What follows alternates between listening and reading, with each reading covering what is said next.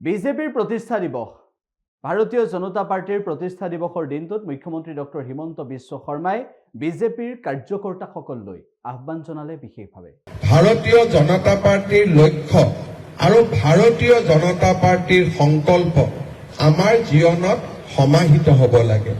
আমি সকলোৱে আমাৰ ব্যক্তিগত আকাংক্ষাৰ ওপৰত ৰাষ্ট্ৰৰ আকাংক্ষাক আমি আটাইতকৈ গুৰুত্বপূৰ্ণ স্থান দিবলৈ আমি শিকিব লাগে আৰু ৰাষ্ট্ৰৰ আকাংক্ষাৰ সন্মুখত আমাৰ কোনোৱে আহিব নোৱাৰে। ৰাষ্ট্ৰ সৰ্বোপৰি, ৰাষ্ট্ৰ প্ৰথম এই নীতিৰে আমি দীক্ষিত হৈ আমি ভাৰত মাতৃৰ সেৱাত নিজক উৎসৰ্গিত কৰিব লাগে। আজি ভাৰতীয় জনতা পাৰ্টিয়ে 2014 চনৰ পৰৱৰ্তী সময়ত প্ৰধানমন্ত্ৰী নৰেন্দ্ৰ মোদী ডাঙৰীয়াৰ নেতৃত্বত অসমতো আমি সৰ্বোচ্চ জনপ্ৰিয়তা লাভ কৰিবলৈ সক্ষম হৈছো।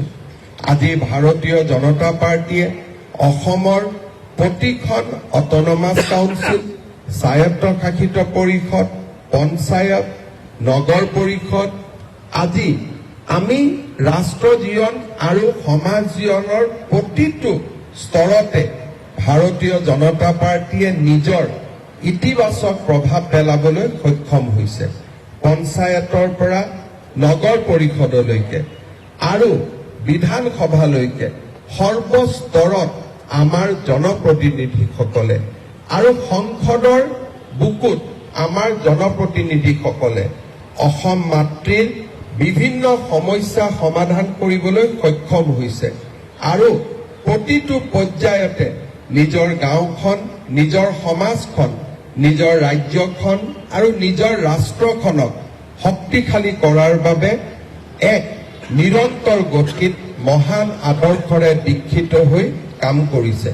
মই ভাৰতীয় জনতা পাৰ্টিৰ কাৰ্যকৰ্তাসকলক আজিৰ এই প্ৰতিষ্ঠা দিৱসৰ গৌৰৱময় মুহূৰ্তত আকৌ এবাৰ ৰাষ্ট্ৰ সেৱাৰ বাবে নিজক উৎসৰ্গিত কৰিবলৈ আহ্বান জনাম। আমাৰ দলৰ দায়িত্বই হওক, চৰকাৰৰ দায়িত্বই হওক বা সমাজৰ দায়িত্বই হওক, যদি আমি চৰকাৰৰ দায়িত্বত নাই, আমি দলৰ দায়িত্বত নাই, কিন্তু কোনোবা এখন যদি পূজা কমিটিৰো আমি সদস্য, কোনোবা এখন বিহু কমিটিৰো সদস্য, কোনোবা এটা নামঘৰ সমিতিৰ আমি সদস্য, কোনোবা এটা মন্দিৰ কমিটিৰ সদস্য, তাতো ভাৰতীয় জনতা পাৰ্টিয়ে আমাক শিকোৱা নিস্বাৰ্থ সেৱাই প্ৰথম স্থান পাব লাগিব। মানুহে গম পাব লাগিব যে এই মানুহজন ভাৰতীয় জনতা পাৰ্টিৰ আৰু সেইকাৰণে এই মানুহজন একক, এই মানুহজন অনন্য, তেওঁ আনতকৈ পৃথক। আমি য'তে আমাৰ প্ৰতিনিধিত্ব নহওক কিয়, সকলো প্ৰতিনিধিত্ব সৰ্বস্তৰত আমি ভাৰতীয় জনতা পাৰ্টিয়ে আমাক শিকোৱা নিস্বাৰ্থ দেশসেৱা আৰু ভাৰত মাতৃৰ প্ৰতি আমাৰ অম্লান প্ৰেমক আমি প্ৰতিনিধিত্ব কৰিব লাগিব। ৰাষ্ট্ৰ জীৱন আৰু দলৰ উপৰিও আমি একোটা পৰিয়ালৰো অংগ। আমাৰ পৰিয়ালৰ সংস্কৃতি আৰু আমাৰ পৰিয়ালৰ জীৱন ধাৰণৰ পদ্ধতিও ভাৰতীয় জনতা পাৰ্টিৰ আদৰ্শক প্ৰতিনিধিত্ব কৰিব লাগে।